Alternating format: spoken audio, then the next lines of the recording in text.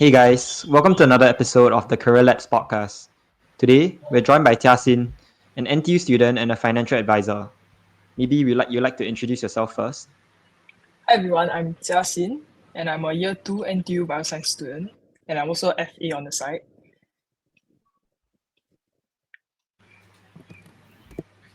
Okay, so first of all, maybe you could introduce us a bit to what exactly is financial advisory. Okay, so financial advisory, right, is actually governed under MAS in Singapore and it's also aimed to help individuals or businesses make better informed decisions on their finances.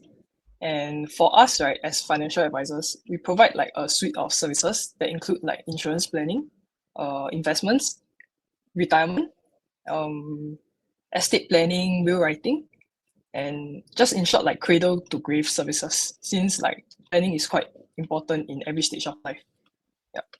And also just like any other professional consulting jobs, right? Or even doctors, we are paid by our expertise or advice. So we are remunerated based on how we plan for our clients. And our role is not just to recommend products, which most people think it is. It's actually really to understand what our clients need and what's their risks and life goals. Yeah. So we then tailor the solutions accordingly to what they need. Yeah, because different clients need different things or they have different backgrounds. Yeah. And we're also bound by fiduciary duties, which means we actually have to put our clients' interests at first. Yeah. So it's acting with integrity or providing accurate advice. Yeah. Wow, okay. So I don't know if you've seen our previous episodes, right? But we've actually had another episode with a wealth manager, if I'm not wrong. So is there any difference between financial advisory, wealth management, private banking, etc., or is it just under one umbrella? I'll say financial advisory includes maybe insurance side of things and will writing, but maybe private banking is just investments and basically purely on growing your money. Yeah. And we do provide other services like will writing. Maybe that's what wealth managers don't do or private bankers don't do. Yeah. So we are more of a holistic one-stop solution. Yeah. Okay. So you mentioned that you're a biology student, right? So I was just wondering what actually made you venture into financial advisory because it's not really like a traditional path. Okay, so as a biology student and someone who loved science all my life, when I went to uni in year 1, I realized that a lab mod made me realize that maybe doing research is not the path for me. Yeah, and I don't want to get cooped up in the lab in the future for the whole day, just for my work. Yeah, and I actually wanted to venture into finance or business, just that I didn't know how to start. Yeah, which just nice, I landed an opportunity for an internship at this company.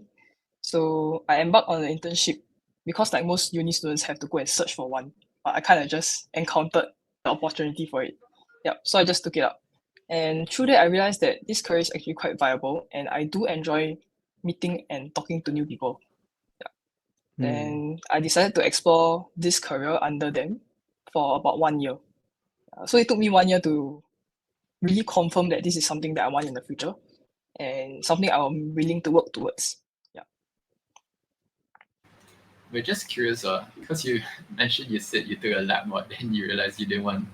So what exactly like do you do in the lab? Okay, so that made the you lab not mod want was to?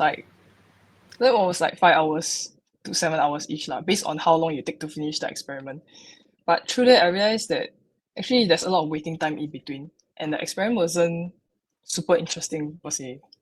Yeah, and I realized that a lot of people just sit around the lab doing nothing much. Yeah, and I realized that I cannot keep this up in the future if this was my career. Yeah, imagine 9 to 5, just staring at white walls and the lab equipments. Yeah. Yeah. Wow, okay. So well, I also heard that you have a license already, right? You're a licensed FA. So do you mind sharing with us what exactly is the process of acquiring your license, especially since you haven't graduated from uni yet, right? Are there any tests or interviews, right? Or is it just simply you work for the company yeah, what is the process like? Okay, so for us, actually, we have to take a total of 3 to 4 papers. Yeah, and this is under like MES also. So no matter what company you join, you have to take these 3 to 4 papers. Then after that, you are technically able to license already. So this will be like liaised with your company instead. Then you'll go through maybe like a short interview and they will run through the terms and conditions with you. Then you can license. So some people license as fast as like 1 month or like in a few weeks. Mm. Yeah, and Yeah, you do have to okay. be 21 years old lah. Yeah. Got you. So for like the license, you said there's 3 papers, right? So what are the different papers about? The first paper is about health insurance. So everything you need to know about insurance policies and stuff is inside. Second one will be about investments. So all the different instruments like calls, options. And the last one will be about policies, like regulatory policies as an advisor. So like your rules, what do you have to follow? And what are your duties that you have to abide by? Okay. Yeah. Yeah, just wondering, these like licenses, is it like only for Singapore or is carried over to like in the US or UK if you want to practice financial advisory there? I'm sure this is unique to Singapore context because everything tested is based on Singaporean context. Yeah. So it's Okay. under MAS. Yeah. And then the interview is just for your company, is it? It's not like an actual requirement by the MAS, right? I'm sure most companies do run through interviews before recruiting their own people. Yeah. So it's like a normal company interview. Yeah. Yeah. Got you. Okay, actually, just curious, because you say you're still a student, right? So do you have like any struggles with like juggling the workload of being a financial advisor and so like studying on the side? Yeah. Yeah, that's quite a good question because actually after exploring with them and licensing with them, I realized that I gave up quite a bit of my free time. Yeah, because as a uni student, actually your timetable is quite flexible, right? And you do have a lot of time to slack or go and play. Yeah, but I realized that maybe if I do something more productive, it's better for myself for the future also. So I think juggling is not much of an issue, especially I have like time management strategies. Yeah, so using like Google Calendar helps a lot where I block out different times. Yeah, maybe down to like 30-minute sessions. Yeah, then I Actually, do just to separate. follow up, Sorry, like, oh, sorry, yeah, you were I saying. do separate like work days and school days. Yeah, so let's say if I'm going to school today, then I'm gonna clear all my schoolwork today, so that I have different days to do my purely like FA work. Okay. Yeah, just to follow up, like, how much time would you say you allocate to school and like FA? You say like around 50-50 or like, I'll say 50-50 for now, cause I do want this career to last long and be sustainable for myself. So I'll invest more time on it also. Yeah. And as a student, I feel like 50% of my time is enough. I don't think uni students spend like 100% of their time on school either. They really go and enjoy their life, clubbing and stuff. Yeah. So 50 is enough lah. Yeah. Fair enough. Yeah. Like I was wondering also whether so the way it works is that like you like after you got the referral to your company, the internship, right? Then they started helping you with you like working towards a license, or were you on your own? For our company, there's a lot of systems put in place to help us if we really want to explore this career. So unlike other companies, I heard before that they force their, let's say, interns to take papers immediately. Our company actually gives us time to explore. So we have this exploration program, which is like lecture tutorial style. So you watch videos on like maybe what this career is about or how we run like a proper appointment. Then it's for them to really see if they fit this career or they see themselves doing something like that in the future. Yeah, which I also went through that.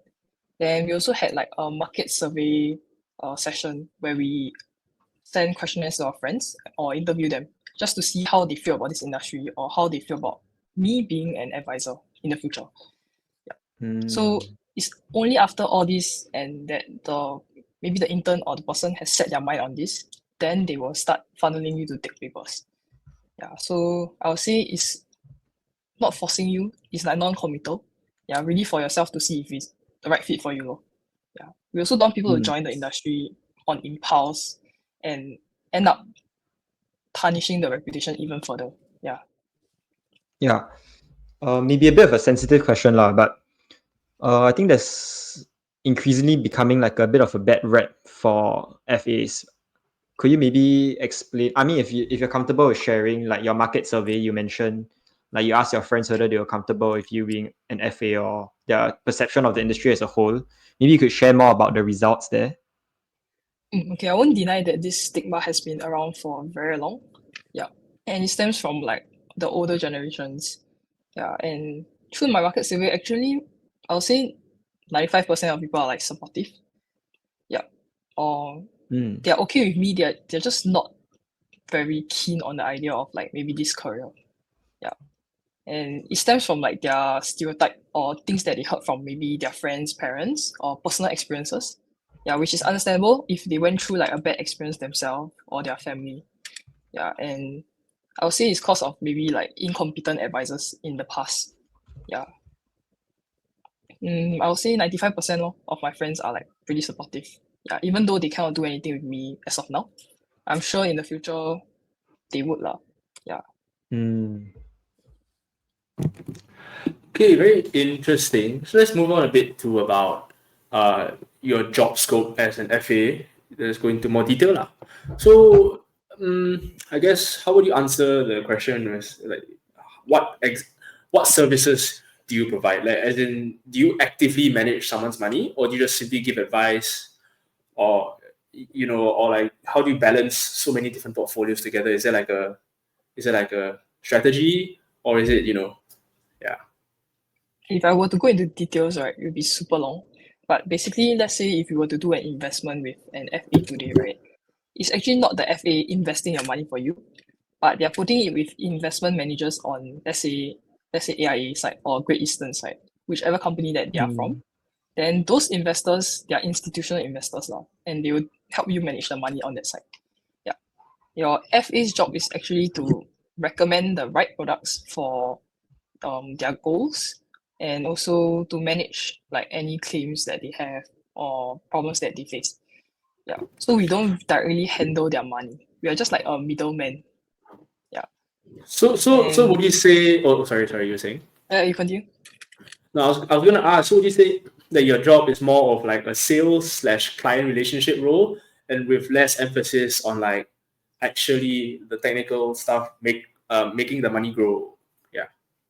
Yeah, right. So actually, this is a sales or consultancy job, I would say, and you're just giving advice or trying to help them put their money in the right place. You're not the person to grow their money, because we are not trained like a investment trader or like expert on that side. Yeah. So we are like client relationship, client servicing. Yeah, it's a front-facing job. Okay, actually, to circle back, right? You said you recommend products to like your clients. Maybe you can tell us a bit more about like what these products are, maybe like off the top of your head. Okay, if you talked about investment side, right? I'll say with clients that don't really know how to invest, let's say you're a uni student and you have interest, but you have no time to learn, right? These products are structured, so it's like you don't need a lot of effort to manage your investment. You just need to put your money aside for maybe like a few years, and the investment manager will help you manage and grow your money. So you can focus on school, your loved ones, things you like to do, while knowing that you have investment on the side rolling for you.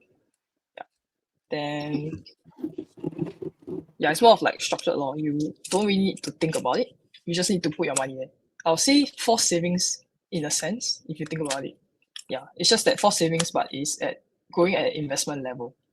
Yeah. So in your experience, is is it like fail safe? As in, if I give you like $10,000, I'm guaranteed to get back more than $10,000 after a set number of years, or is it dependent on market conditions? Like if there's a big crash, yeah. Okay, so as to all investments, right, there are risks that you are taking on if you embark on one, right? Based on statistics wise, if you're invested in at least like for the long term, maybe 10 to 15 years, right, the chances of you losing money is actually almost zero. based on statistics. But of course, if you're looking at short-term gains, you're playing with like the volatility of the market, and there's a chance that you lose money in the short term.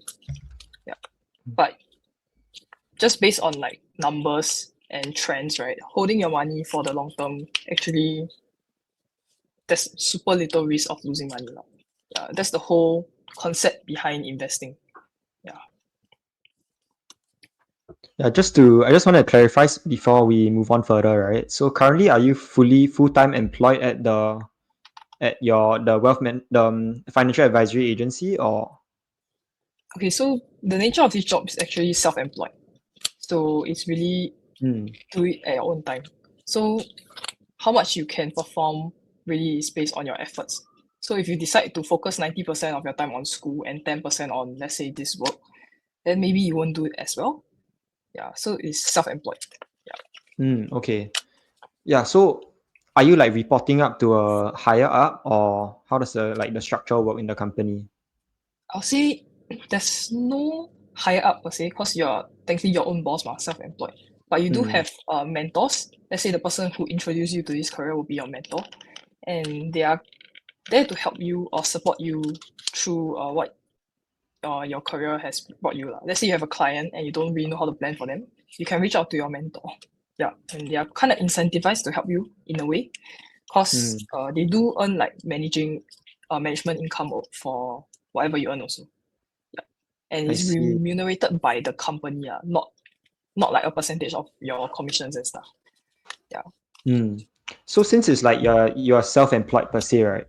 So let's say when you meet up with clients, how do you give them, like if they request for, like how do you have like a list of plans that you offer to them, or how do Okay, you so like get the research available basically?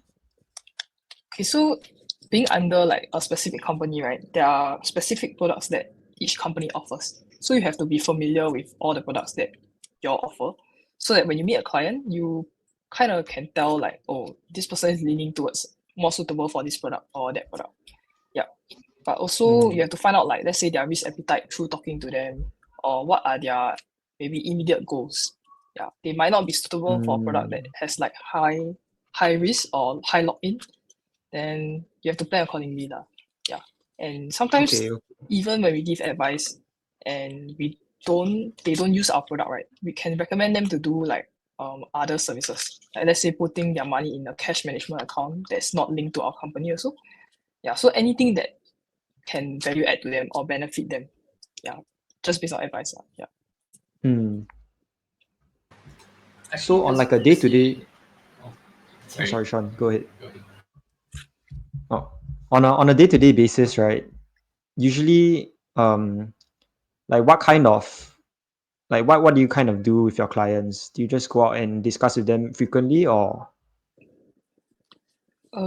So okay, there's two main day-to-day jobs that we do. Firstly will be to help my clients like reduce insurance premiums. Because let's say you're a young adult gonna take over policies that your parents have bought before that, right? Some of the products are kind of old and like you're paying too much for, let's say, the coverage. There are ways that we can help you cut down whatever you're paying monthly or yearly and increasing the coverage at the same time. Yeah, because market like products on the market like get more and more competitive. Yeah. Then let's say as a student you're gonna take over the policy and you're paying like 400 per month, or maybe like 400 per month, which can be quite detrimental to your own like pocket, right? Because you're just a fresh grad. Yeah. But if we are able to cut down to maybe 200 a month, you'll significantly save like 2.4K a year. Yeah, which could be used towards your investments and your future amount. Yeah. Then secondly, what we do is help them kickstart like a portfolio for their investments. So it's like a managed portfolio for those who don't really know how to manage or start their investments. Yeah. So it was the forced saving thing that I talked about just now. Yeah. So it's a long-term strategy for them. Yeah. And most of my friends do that before they embark on their own personal investments. Yeah. Speaking of clients, as you mentioned previously, before that, the way you get clients is a bit different. Maybe you can elaborate on that. Okay, so just in our company, uniquely, we don't run roadshows and we seldom do cold calling also. So most of our advisors do through warm market and referrals. So our branding and our services have to be quite good so that our clients would be willing to refer us to their loved ones. Yeah. And we do focus on branding a lot. So more like value adding people around us before they even become our clients. Yeah. So for myself and a lot of advisors in our company, we do have like Telegram channels for our friends who just maybe want to catch up on finance news, market news, or those who invest themselves and have no time to update themselves about the market. Yeah. So through that, maybe they can see like the value that we provide or our expertise. Then they'll be more willing to meet you as to become your client or ask you for advice. Yeah. So do you feel that this what's the word you use, warm calling is more effective than what I would assume larger firms do, where they just ring your house phone and out of the blue, would you say it's more effective? Because I feel like if like through your warm calling, was it she said that your client base is actually quite limited to your friends and family versus anyone whose phone number you can get your hands on. Okay, so for myself, I feel like warm market would be more relatable because they know you as a person before they know you as an advisor. So let's say they trust your person, trust your character, there's a higher chance of them working with you, right? But let's say if you are looking at cold calling, right, they are going by volume. So maybe in a day you can call a few hundred people and maybe only 10 pick up. And out of the 10, how many can you actually sit down and meet them? Yeah, so I feel like cold calling might be less effective. Yeah, but of course there are people who succeed through cold calling also. So maybe once you get a client from cold calling and you do a good job for them, they might refer you their loved ones also. So it's from cold to warm also. Okay. Yeah, I'm just wondering because in bigger banks like private banking and whatnot, I think there are sometimes like when the relationship manager brings you out for lunch and everything, it's probably commed or partially commed by the company. Does your company have like a similar policy to that? No, because for let's say banks, right, they are employed under the bank. So they are their employee. But for us self-employed, everything is out of our own pocket. So everything is funded by our Okay. own. Yeah. We do have like client servicing events or client appreciation events. Let's say Chinese New Year, we have to give gifts, right? It's all out of our own pocket. Yeah, and it can differ from advisor to advisor based on how much or how good they want to service their clients. Mm. Okay, so maybe now you can tell us a bit about like the range of compensation that you receive, because you say everything comes out of like, your own pocket, right? And sometimes does it mean you're like losing more money than you make? It is possible that you will lose money through this business also. Let's say if you cannot really gauge how much you're going to reinvest back into the business, there's a chance that you might use more than expected. Yeah. And for compensation wise, we are remunerated by, let's say, percentage commissions. So based on different products, there are different percentages. Yeah. And of course, only if you recommend the right product. Yeah, because there's this thing called like the persistency ratio. So let's say your client sign with you and maybe after 1 or 2 years they decide to cancel the policy. It will affect like your reputation as an advisor also. Yeah. So you have to recommend the right product so that your client will keep it going, and you're remunerated by a percentage of how much they pay maybe yearly. Yeah. And sometimes this compensation is a once-off thing. Yeah. So you get paid once and you have to service the client maybe throughout their whole life because they have the policy with you.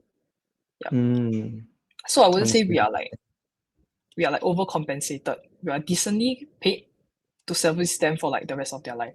Yeah. And there's actually two ways you can earn income from this career.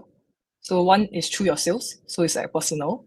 And secondly is through management. So let's say I'm looking to grow my team, right? And I have people under me.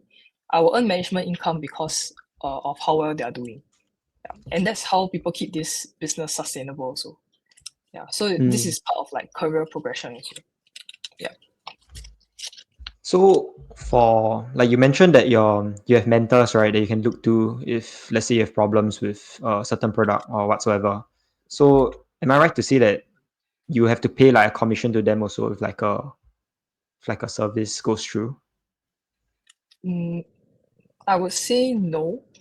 Not sure about other companies because I know if let's say you bring your mentor down to the case with you, right? They might split the commissions with you. But uniquely for our company, we have like this open door policy where we like can look for help from any senior. Yeah, and they are pretty open to share and help you. So most of the time, Okay. you ask for their advice and stuff. There's not like a transaction going on. They won't ask you to pay for their advice. Yeah. They're more incentivized to help you so that our company can grow as like one. So your mentors may not necessarily be like management lah. They could just be like someone slightly senior than slightly more senior you or more experienced. Am I right to say that? Yeah. It doesn't have to be your direct mentor. So anyone that is like in the company or doing well, you can just ask them for help. Yeah. That's for Okay. our company lah. Yeah. Yeah, so for pay wise, right, let me just clarify. You're only being paid commissions lah. There's no base pay or anything, or hourly pay, or like per every time you meet up with your client, there's an advisory fee or whatnot. Okay, so to make it simpler, you only get paid when let's say a client do the policy with you or decide to work with you. Yeah. If you meet a client and they decide not to take up your advice or anything, there's no pay to that. Yeah. And there's no like allowance, like base allowance. So if let's say you don't perform this month and you don't acquire any clients, you technically earn nothing. Yeah. But we do have allowance program. So it's like they pay you a certain amount. Like let's say as a student, you get like 2K, but you have to perform 2K also. So let's say you have to earn 2K yourself and they'll pay you that 2K. Yeah, that's our allowance. Oh, so it's like a incentive lah. So you just get additional 2K for every 2K you make, for example lah, right? Yeah. So you have to at least perform before you get your allowance. Okay. Okay, so now I think it's a question that a lot of people want to hear, right? I understand it's commission based, so maybe you can average it down like yearly. Like it doesn't have to be yours, can be like from your experience. What do you think is like the average? And I understand you fluctuate a lot throughout the year. So what do you think is the average like monthly salary that an FA would earn, especially, you know, maybe a junior one or a senior one, just ballpark it. There's really no average because it differs from advisor to advisor. If let's say you're not performing as well, your average could be almost zero, or maybe like, yeah, it's like from the extreme to the highest. The sky is the limit. Yeah, we do have advisors who are students earning about 100+ K in income in their first year also. Yeah, so it's really up to how hard you work. Yeah, and the sky is the limit lah, really. Yeah, in this industry, you really see people who succeed like extremely well, like super mind-blowing kind of success. Yeah, and there are people who really don't do well even though they stay in this industry for like 10+ years or so. Yeah. There's no average. It's really based on how well you do. Wow. Okay. So I find it quite interesting that you said like uni students earning so much money in a year. So with that being said, is there any sort of progression to like the rank structure, or do you like, or is it purely for like, for example, like the rest of my life, I'm earning 100K a year, or you know, do I, as I grow older, I get more experience, so I move up to like a management level or director level? How does that work? Okay, so like I said, there's two sides on how you can earn income, right? So for the sales side, there are different awards that you can hit. So the most common being like MDRT. Not sure if you guys heard before, the $1 Million Round Table. Yeah, so this is the most basic, like first industry level award that you can earn. Then after that, you move up. Sorry, what is that? The MDRT? The million dollar round table. Is it like if you earn $1 million, then you get it all? So the $1 Million Round Table is at about 50-something K commissions wise.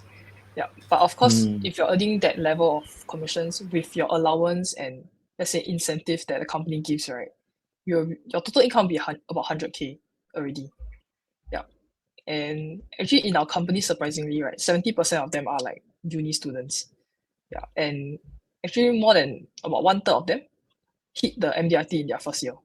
So as a first year student or FA, you're earning about 100K income already. Yeah, so that's the first level. Then you do have other awards as you progress up different amount of commissions. Yeah, so that's the sales side.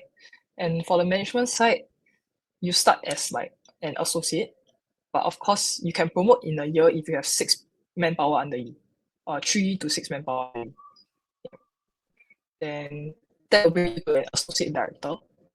Then after that you have director, senior director, executive director, which is like the highest rank. Yeah. So this how to progress up the ranks is by having more and more people in your team. Yeah. And they have to be performing also lah. Cannot be like ghost people. Just names park under you. Yeah, they have to be Yeah, performing maybe. and you have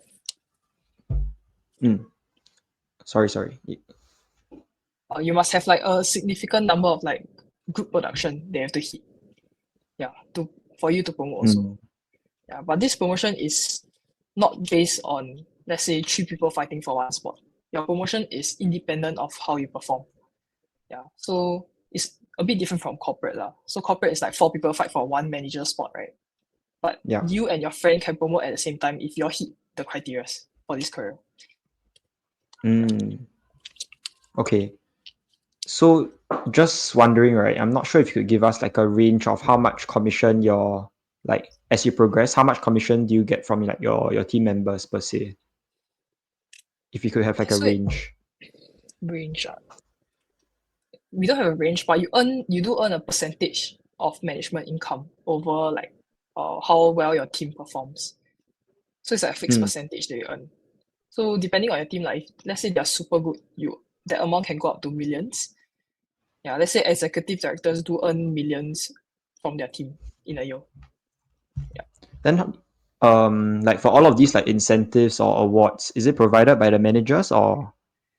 It is provided by the company that you're with. Let's say I'm with AIA or Great Eastern. It's provided by that. Yeah.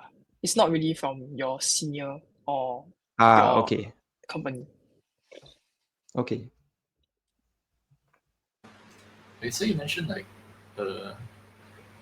there's a difference between the underground people and like the managers. So is it possible for you to like become from like underground type of guy and then promote up to manager? Or if you're like underground, you stay as an underground forever?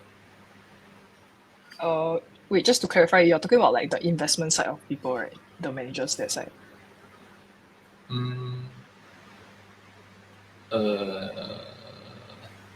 Wait, sorry, what's the difference? Oh, okay. So wait, on the ground means like we are advisors. We are like facing the client. But Yeah. if let's say you're talking about the investment managers or person who does manage your money or grow the money for you, that is like different expertise. So you have to study like finance and investment No. banking. I mean like the people who manage you guys, like. Oh, okay. Okay. So the management. Yeah. Of course, you can promote up the ladder. You just have to grow your team. So there's different number of people required for each different management role. Yeah. So like I said, for associate director, which is the first level of promotion, right? You need about 3 to 6 people in your team. Yeah, and at least half of them must be performing decently well. Yeah. And you have like a good And the target. team is like, you just say like, oh, this guy's in my team, then okay, the company will accept that. Okay, so whoever who brought you into this career or introduced you to this career would be your direct mentor. And this person will be under your team if you brought them in. Yeah, so they cannot just choose like, oh, I want to switch to this guy's team, then they move. Yeah, no. They are like directly attached to you once you bring them in. Okay, so just to clarify, right? Your whole, like as in like your FAs, like you, maybe your friends, and plus your managers and your mentors, you guys all fall under the same sales job. So the investment side, the research, the investment, I just say investment. Is it all is outsourced to a different department of your company, or is it? Oh yeah. Okay, so for really handling the client's money or growing it for them, right? It is on the, let's say, AIA side. They have like investment managers over there to do it. Yeah, it's not through us. So what we do is we just provide advice and help to or discover their problems that they face. Yeah. We don't get access to their money like directly. I see. Okay, so I think the final question before we move on to the sampler is that the next part is that what traits would you say would make one a successful FA? If I were just graduated from poly or JC, or I'm transitioning between jobs and I'm looking at the career of FA, what should I look out for in myself to determine whether I am a suitable fit for the job? Okay, so it's a self-employed job after all, right? So I would say discipline and maybe your grit is quite important. So a lot of people say like, oh, I like self-employed job because it gives me like time freedom. But they end up slacking even more than someone who works maybe in corporate. Yeah, this won't bring you anywhere in like a self-employed job. So in fact, I'll say maybe people in self-employed job, like entrepreneurs, right, they actually do work harder than people in a corporate 9 to 5 job. And I'll say you must be ready to face uncertainty and challenges because your income is not stable firstly. Yeah, but there's no limit to your income. So that's the pros and cons of it. And greed. So perseverance wise, if when you face challenges, how are you gonna like pull yourself out from there? Are you just gonna give up and maybe like change the job? Then this is not for you lah. Yeah. And honestly, people who join for like the wrong reasons, let's say you're just like money face and you really want like a lot of money, then I don't think it is very right for you to join this because you're just gonna like do a bad job just for the money. Yeah, so I said integrity and maybe genuine care for people around you. Yeah, this is something that people can feel lah. Let's say you are talking to a client and you really just desperately want to close the case, right? I'm pretty sure your client can feel that also. Compared to when you genuinely just want to help them or give them advice, even though they are not going to do anything with you, people can feel it. Yeah, and what keeps us going is really more of like our whys. Like everyone wants to earn money for a reason. Maybe it's their family, or maybe it's like they want freedom in the future. I think this is what keeps us going because we only maybe realize what our value is after we successfully help maybe a family or a person. Yeah, so this, I don't know, like our value that we can bring to them or the impact that we can last on or leave on them, right, will fuel our passion for this career even further lah. Yeah, if you can see like tangible value provided to your client and impacting their lives. Okay. So maybe now we move on to a scenario. So maybe you pretend like I'm let's say like a NSF just graduated. We're waiting for uni. Maybe we have around like 10K in the bank account, and then we're not sure like what to do with it. Maybe what would you like recommend, or like, yeah. Okay, so I can run you through the process of how I would maybe speak to this NSF. So I think one of the few concerns that maybe NSF waiting to go uni will have is probably firstly like uni fees. If they haven't found a way to settle that, then it could be like a concern on their mind because uni fees are quite expensive and you have about maybe 30 plus K minimally. Yeah. Then even though they have money in the bank and maybe is looking to grow their money, I wouldn't say it's right to start anything now also because we have to look through their cash flow or maybe they have short-term goals to fulfill. Yeah, maybe they are looking to apply a BTO maybe in year 3 of uni. Yeah, you have to work towards that because you have payments to make once you want to apply for BTO. Yeah, and based on let's say their circumstances, their family, or their fixed expenses, right? Then we'll recommend how they should allocate their money or when they can even start investing. Yeah.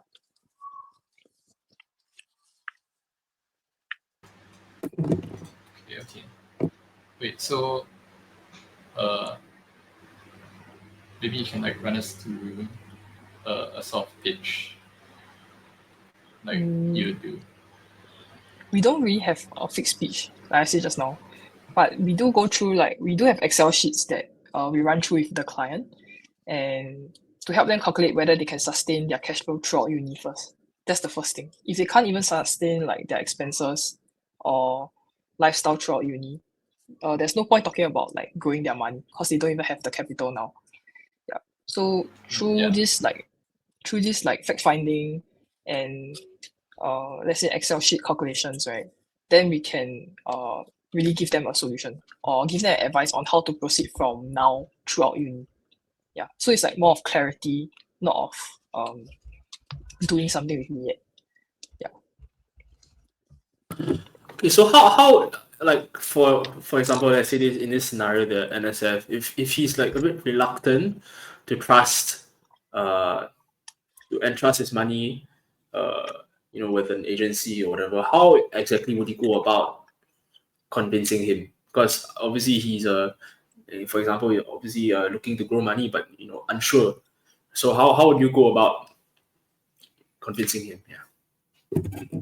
Okay, so unsure could be maybe he doesn't trust me. Then that's for the advisor to reflect on how maybe you're like branding yourself or positioning yourself. Then if secondly he doesn't trust like professionals to manage his money or he just want to do it himself, right? Then I would say show track records of why our clients, let's say high net worth, they can do investments themselves, but they still outsource to us.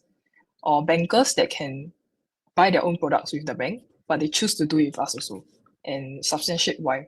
So maybe our company has good track records or we have let's say hedging risk hedging that like you can't do it for yourself when you invest yourself. Yeah. And I'll say market cap of your company is quite important also because market cap means how well or how stable your company is. So how likely is this company going to like sustain, let's say there's a recession going on. Yeah. So if it's a big enough company, you know that something like collapsing or closing down is not really viable also. Yeah. So it's more of like stats and facts and figures for them to see. Yeah. But ultimately, if they still don't have the trust, then it's not really for us to force them to do anything also. Yeah. At most we can recommend them where to put their money into for themselves, but don't need to do anything with us as an advisor. Yeah. Especially if this person is your friend. Yeah. You don't want to ruin the relationship just because you want a partnership or transaction with them. Yeah. Yeah, but moving back to like the NSF example, right? Like assuming that the NSF really doesn't have enough money to cover his uni fees, are you guys authorized to? Do you guys have products where you can take loans or? No, because we are not a loan company. We are not like banks that can loan money out. Yeah. So the best we can do is give advice. Let's say personally I do take like a bank loan for my uni fees, right? I can recommend them like let's say, oh, I did this with this bank. Maybe it's something you can consider. Then it's up to them whether they want to do it also. Yeah. Or I can share with them like, oh, this is how some of my friends manage to pay off their uni fees maybe 1 year after graduating. Or this is how they plan to pay off their uni fees. You can consider. It's up to you whether you want to do it or not. Yeah. So it's like more of advice, value adding also. Yeah. Wait, just now you mentioned something about like a Excel sheet. What was that again? So basically our company has invested quite a lot of money into making Excel sheets that can do accurate projections for our clients. So let's say you can put down when you want to BTO by or when you want to have a wedding by and what's the cost that you might need. We can calculate from now until then how much you have to save exactly to the dollar per month just to reach that goal by then. Then we can calculate also how much is your, let's say, access to for yourself to invest and how much you should be spending on insurance healthily. Yeah. Okay, so I think we've come to the end of the episode. Thank you so much, Justin, for coming around and sharing about your experiences as a FA. I think everyone learned quite a lot more about the industry and how maybe someone aspiring to be an FA can be inspired to become one as well, even from a non-finance background. Yeah, no worries. Thank you so much. Thank you. Thank you. for All the having me. best. Nice. All the best. All the best. Hey, thanks for making it to the end of this video. If you have enjoyed it, please be sure to leave a like and subscribe and follow us on our socials on Instagram, TikTok, YouTube, and Spotify in the links in the description down below. And see you in the next video.